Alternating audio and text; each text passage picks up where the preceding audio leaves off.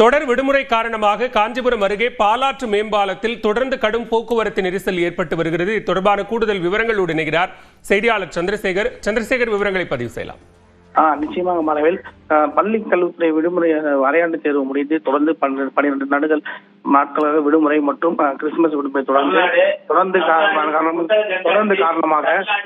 தொடர்ந்து காஞ்சிபுரத்திலிருந்து தென் மாவட்டத்துக்கு செல்லக்கூடிய வாகனங்கள் வந்து காஞ்சிபுரம் அடுத்த பாலாறு மேம்பாலம் அருகே தொடர்ந்து வாகனங்கள் சென்று கொண்டிருக்கிறது. இதன் காரணமாக பாலாற்றில் இருபுறமும் 3 கிலோமீட்டர் தொலைவிற்கு வாகனங்கள் கடும் போக்குவரத்து நெரிசலானது மேற்கொள்ளப்பட்டு வருகிறது. இதன் காரணமாக தென் மாவட்டத்துக்கு செல்லக்கூடிய வாகனங்கள் சுமார் இந்த பாலத்தை கடக்கிறதுக்கு 2 மணி நேரம் காலதாமதமாக ஏற்படுகிறது.